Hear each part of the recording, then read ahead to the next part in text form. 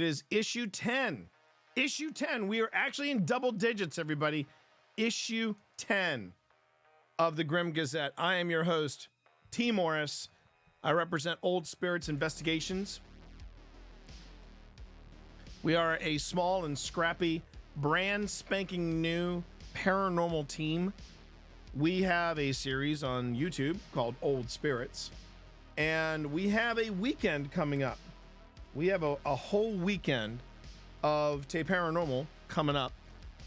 On April 12th, we will be having the season 3 premiere, which is part 1 of our investigation in Charleston, South Carolina. That's going to drop Friday night, 9 p.m. We would love to see you there on YouTube. It will be exclusively on YouTube. Then, on April 13th, we will be in Clifton Forge, Virginia, with Resident Moon themselves, Spence. We're excited for that. And we will be investigating a never-before-investigated property. It is the Masonic Theater of Clifton Forge, Virginia. That happens on Saturday. And then Sunday, after we get home, I'm going to fire up the wave motion gun, and we are going to have a sit-down post-mortem. We're going to talk about the entire weekend. We're going to talk about what worked, what didn't work, what you liked, what you didn't like, whatever I can do to make the online experience better for those of you who support Old Spirits and who are rooting for OSI. That is the OSI weekend coming up in 10 days, everyone. I'm excited, everybody. I am so excited for this.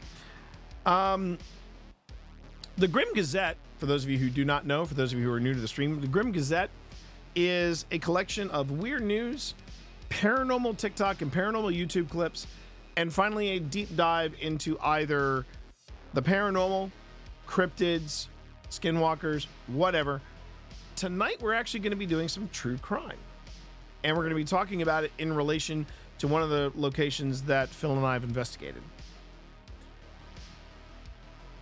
Yes, the stream on Saturday, the paranormal stream on Saturday, is at an unusual time for us. Usually we start at 8 o'clock and go well into the evening. Yeah, this time we're starting at 5 p.m. and going till 9.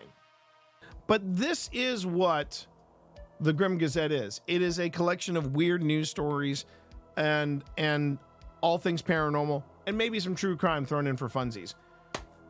I promised myself that I wouldn't do this, but I couldn't help myself. I had to talk about this. I had to talk about this as our lead story for issue 10 of the Grim Gazette. Twitch streamer crashes car just after using phone while driving. Yeah. I'm going to go very carefully into this good night. Here we go. Streamer Melt was live on Twitch when he ended up crashing his car immediately after he was seen using his phone while driving. Now I want to make sure this is clear. He wasn't using his phone as in he was using it to talk to somebody, as in he was using his phone. He was using his phone to stream. And I'm sure this article is going to cover that. On April 1st,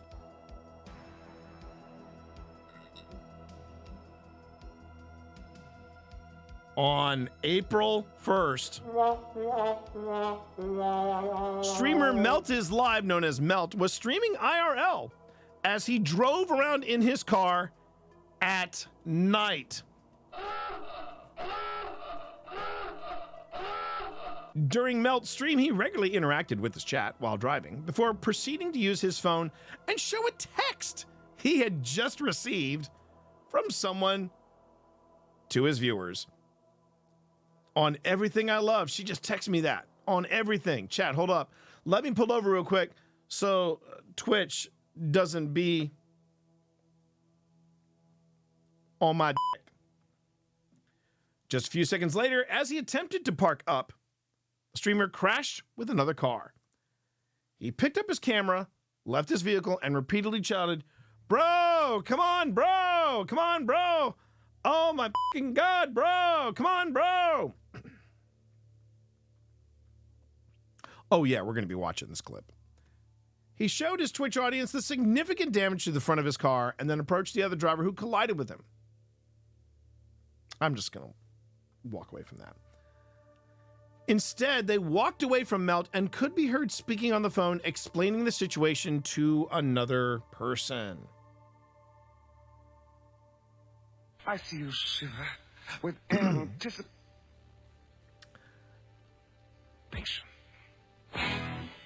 Despite later in the stream asking for his mods to delete the VOD footage of the incident, Melt was later banned by Twitch.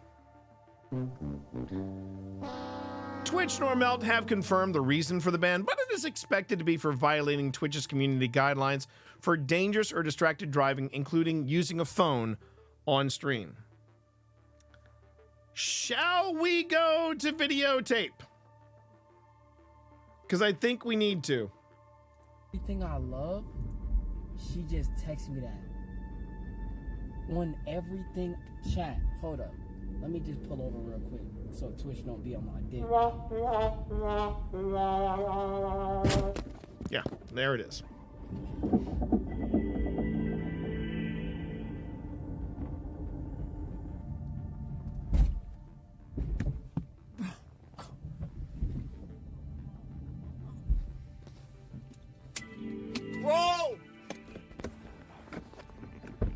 Bro, come on, bro. Come on, bro. Come on, bro. Come on, dog. Bro. Come on, bro. And he's still streaming. Come on, bro.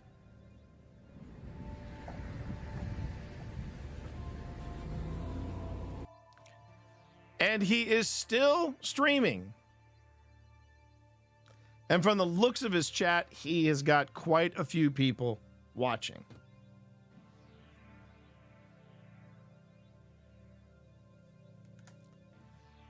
Yeah, I'm done with the story. I'm done with the story.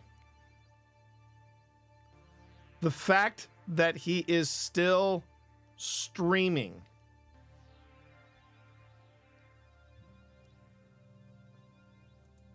The fact that he is still streaming.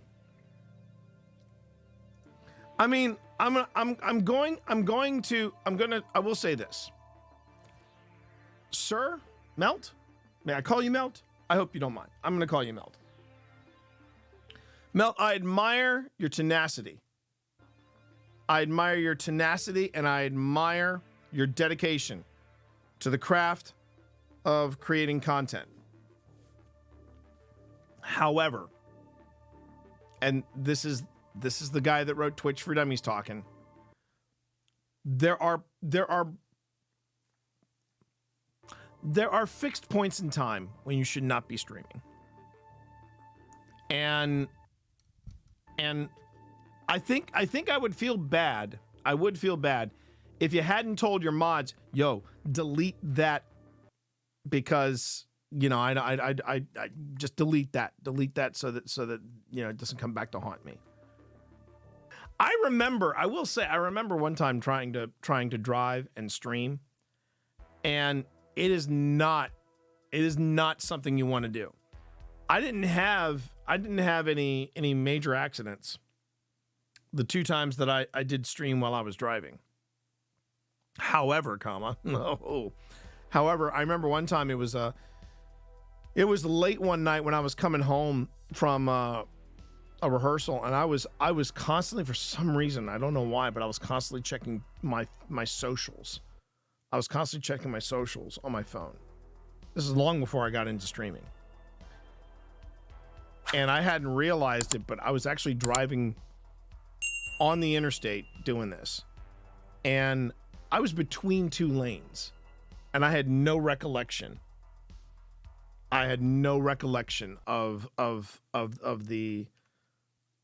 Of changing lanes. And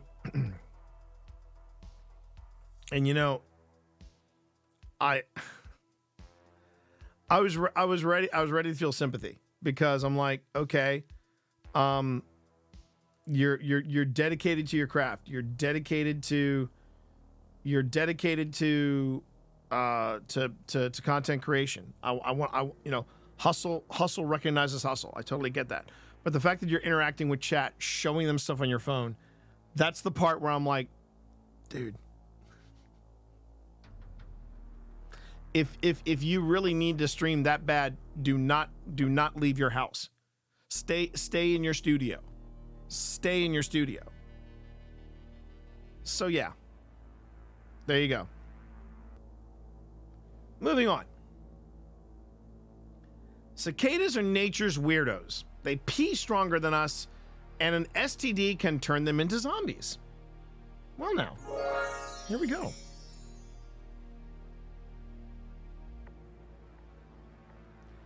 Let's take a look at this.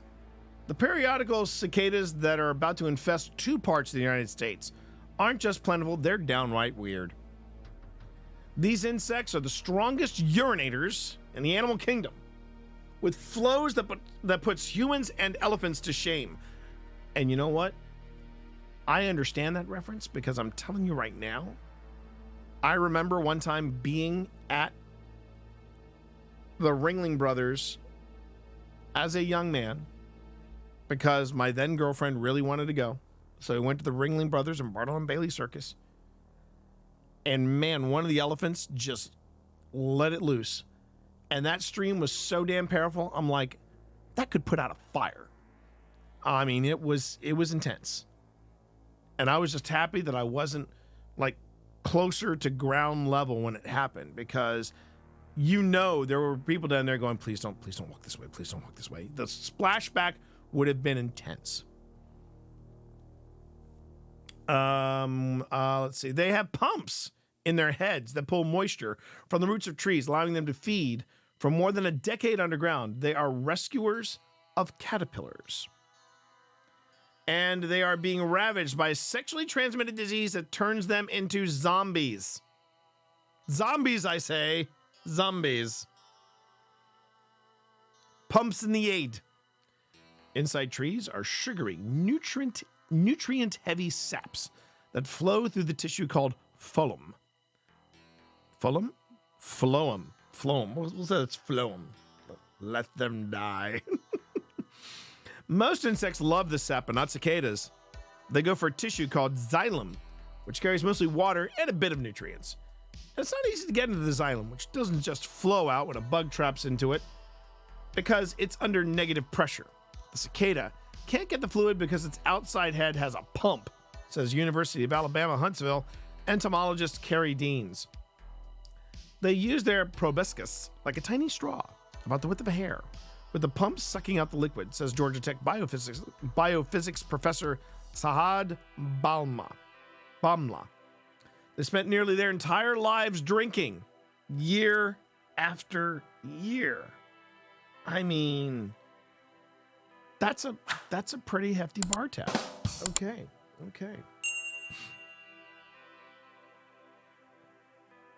Going with the flow. Here we go. All that watery fluid has to come out the other end, and boy, does it. Balma in March published a study of urination flow rates. I'm going to read that line again for the kids in the back.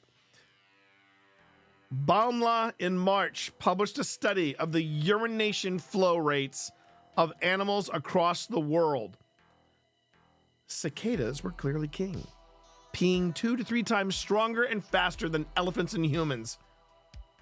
He couldn't look at the periodical cicadas that mostly feed and pee underground, but he used video to record and measure the flow rate of their Amazon cousins, which topped out around 10 feet per second, or 3 meters per second.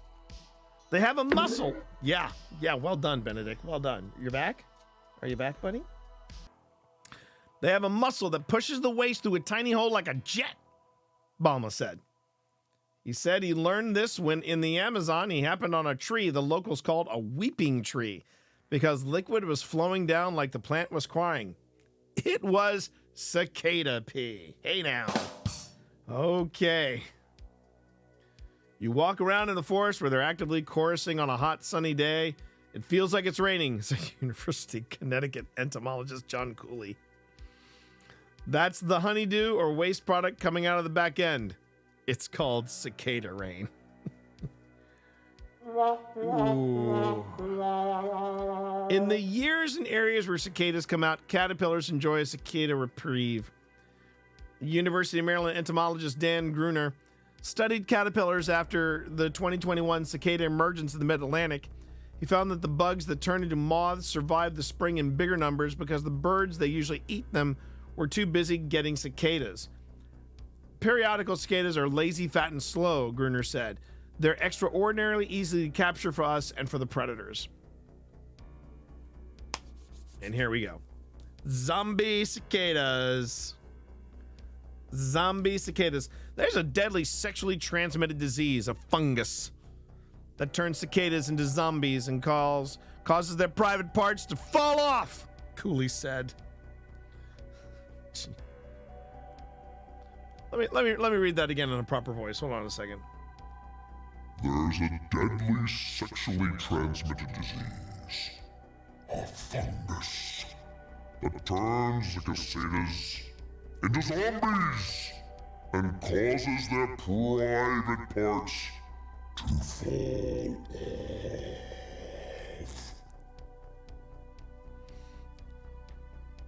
It's a real problem that is even stranger than science fiction, Cooley said. This is a sexually transmitted zombie disease.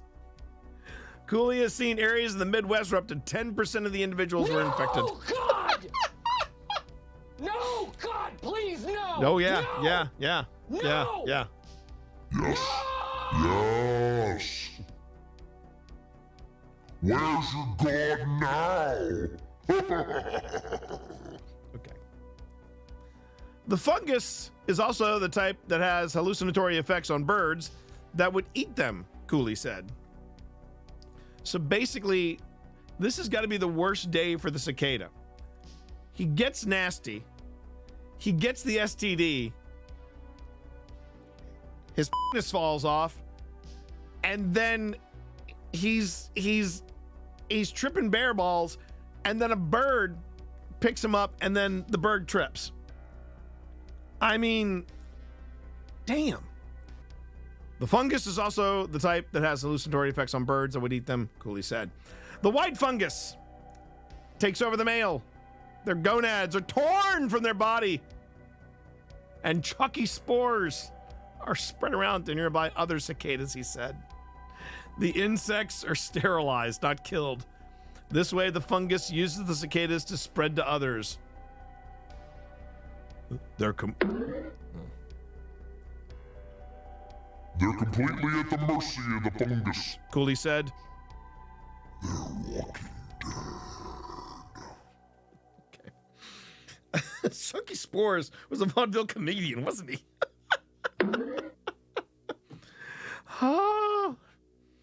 Oh my God, that was probably one of the best stories we've ever had on the Grim Gazette, I gotta admit. Okay. And in news from the International Space Station, object that crashed through Florida roof may have come from the International Space Station. Now, that does not look like something... I mean, if it's flying, I don't want to know what the velocity of this thing was flying at, but yeah. April 2nd, NASA is analyzing a 2-pound object that crashed through a Florida man's roof to determine whether or not it came from the International Space Station. Alejandro Otero said the object crashed through the roof of his Naples home at 2:34 p.m. local time on March 8th, and the sound was recorded by his Ring security camera. U.S. Space Command recorded the re-entry of a piece of debris from the International Space Station around the same time over the Gulf of Mexico, with a trajectory taking it towards Southwest Florida. The debris was a cargo pellet of depleted batteries that had originally been intended to return to Earth in a controlled manner, but a failed Soyuz spacecraft launch, shock of that, led to an interruption to the ISS schedule, and the pallet of batteries instead headed back to Earth in an uncontrolled re-entry. Otero said his son was at home at the time of the crash, but not injured. Now that right there is living a good life. You're living a good life if that can happen. The object was turned over to NASA to determine whether it originated from the ISS pallet of batteries. It used to have a cylindrical shape, and you can tell by the shape of the top that it traveled in this direction through the atmosphere. Whatever you burned created this burn and melted the metal over in this direction. Otero told Wink News, or WINK News. Why not Florida? I want to see how big this thing is. I want to see if anybody's like touching it or whatever. So let's so prepare for ads, because I'm sure they're going to be ads because I don't have ad blockers on this. 6 o'clock. Look at this. That's what she said. Metal object falls from the sky through the roof and down nearly 2 floors into a home. And the homeowner thinks it's junk from space, and he wants to find out who is responsible for covering the costs of the repairs. Wink News reporter Annalise Irola joins us now. And Annalise, tell us what happens next.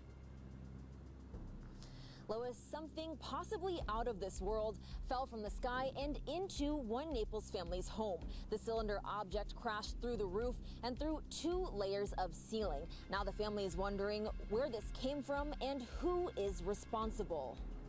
Where in the world did this object come from, and what is it? It used to have a cylindrical shape, and you can tell by the shape of the top that it traveled in this direction through the atmosphere. When it burned, created this burn and melting the metal over in this direction. Whatever it is, it came crashing through one Naples family's home. That's crazy. Wow. Alejandro Otero's son was home alone last Friday when he heard a loud bang. It was a tremendous sound, and it almost hit my son. He was 2 rooms over. 2 rooms over, dude. Heard it all. Otero called the Collier County Sheriff's Office after making the discovery. Is he heavy? Oh, yeah. Wow. Did you hear that thing hit the floor? Are you See, now, unlike you, I was shaken. I was completely Jeez. In disbelief. What are the chances of something landing on my house with such force to cause so much damage? And totally, I'm super grateful that nobody got hurt. Alejandro thinks it could be from space. The International Space Station had scheduled debris coming from them to land into Earth and to go through the atmosphere, burn, and safely land whatever was left in the ocean, in the Pacific, or in other areas, not in urban areas. There are several articles online about trash from the International Space Station hitting Earth. So it's about palm-sized, and it was 2 pounds. It weighs about 2 pounds. Answers. Very heavy and very damaging. I mean, this lands on anybody or any structure. Would Okay, dude. It's 2 pounds. It's 2 pounds. But I know where he's going with this. America, land of the free, home of the lawsuit. I hear you, bro. I hear you. Really destroyed. We got super lucky.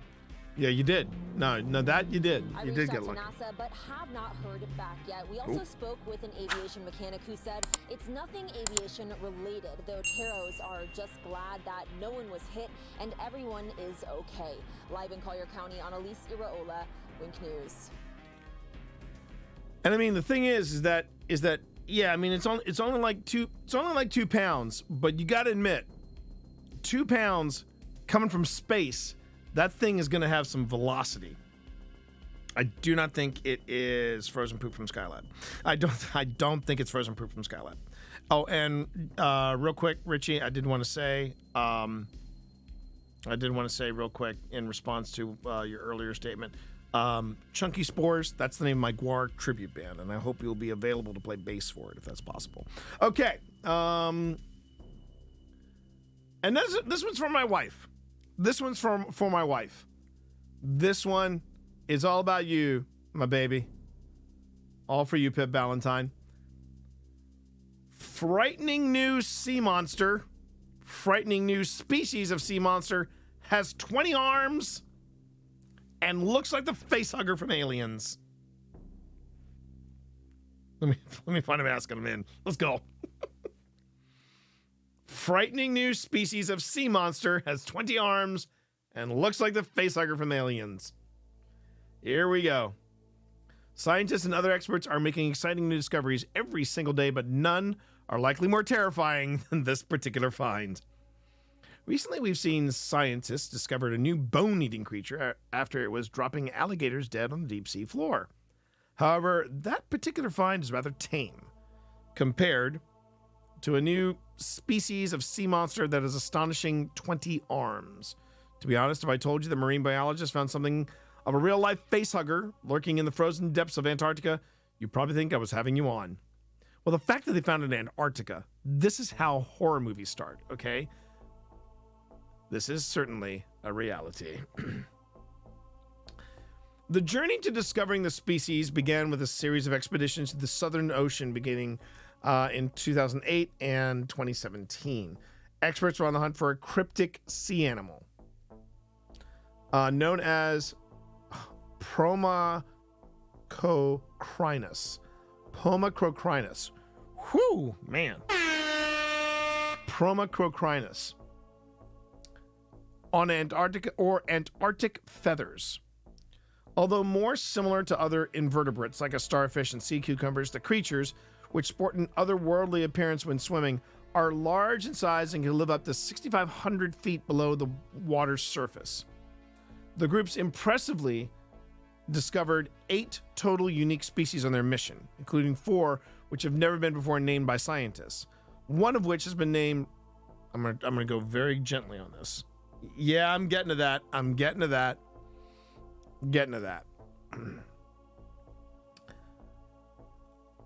Pomacrocrinus fragarius.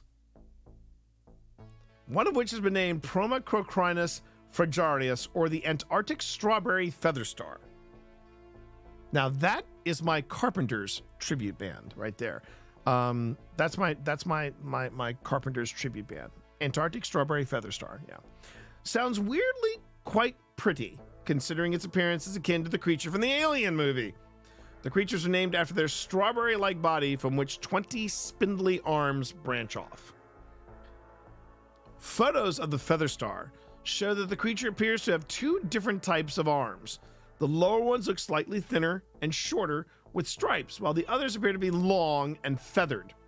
The team noted that the Antarctic strawberry feather star can also range in its coloring, from purplish all the way to dark reddish. And there she is, in all her glory. See, this sounds like a cooler paper to write than the one about cicadas and how hard they pee, you know? I'm just saying.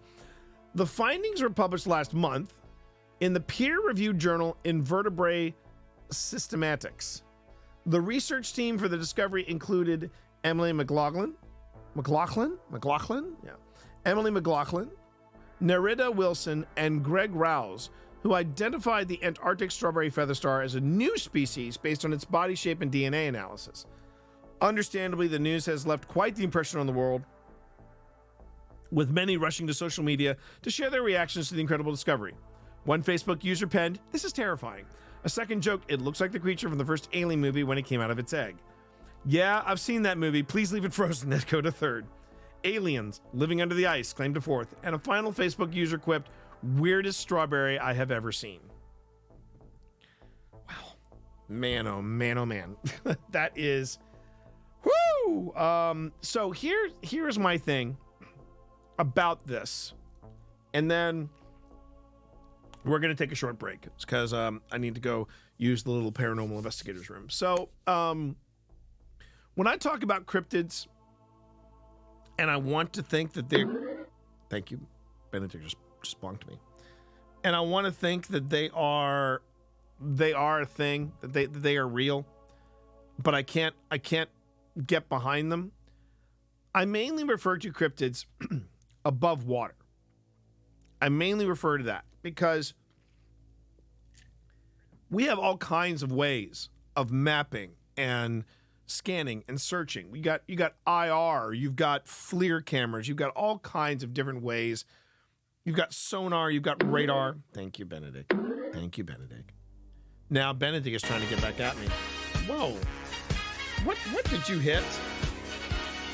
Oh, that's not what you hit. Mothman. Mothman. The thing was, you had timed that secondhand on Benedict, like hitting one of the buttons, and I'm like, holy cow, I've got the village people on here? What? Okay. Mothman. But we have all these different ways of scanning above ground and above water level and above water. You know, we have ways of doing that. But the moment you go underwater, man, that is a truly alien world in its own.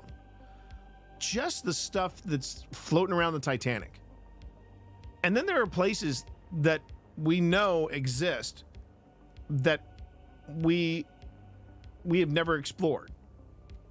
In Antarctica, there's a reason why let's just be honest, just bad shit happens in Antarctica. That was where the thing was set, remember? But no lie, when it comes to cryptids, I'm like, unless it's coming from underwater, if the Bigfoot was underwater, if the Bigfoot was an amphibian, if the Mothman was amphibian, I could possibly get behind that. Because there are parts of the world that have never been explored, but the couple Grim Gazettes back when we talked about the possible location of the Amelia Earhart wreck. That is an area that has never been explored. And that's the thing.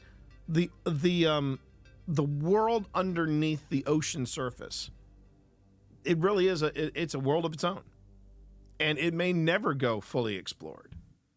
Which is pretty mind-boggling when you think about it. We're spending all this money, trying to explore other planets, and we haven't even really seen our own. Yeah, it has been 8 years. It's been 8 years, Dak. Yeah, 8 years, man. Time goes, baby.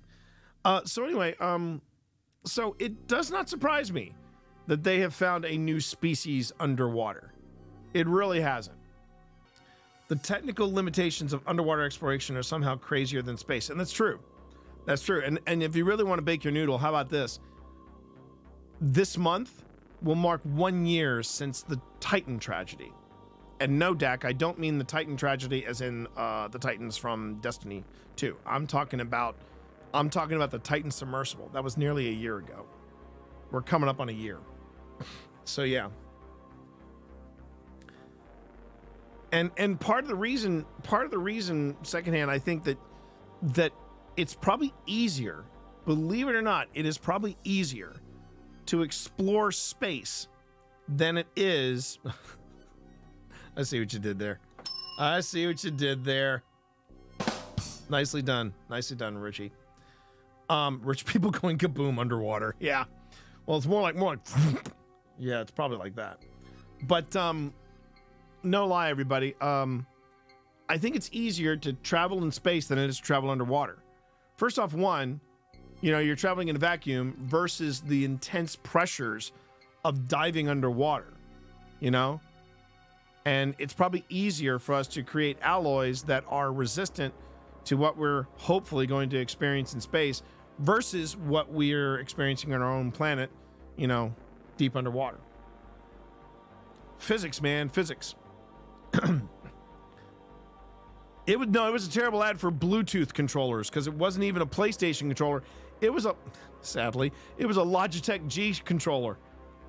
And first off, if you're paying $100,000 per head, and you're using Bluetooth in any way, shape, or form with that submersible, I'd be like, whoa, no, I can barely get my headset to pair up with my phone, and you want me to trust the same technology to take me 3 miles down? Hell no.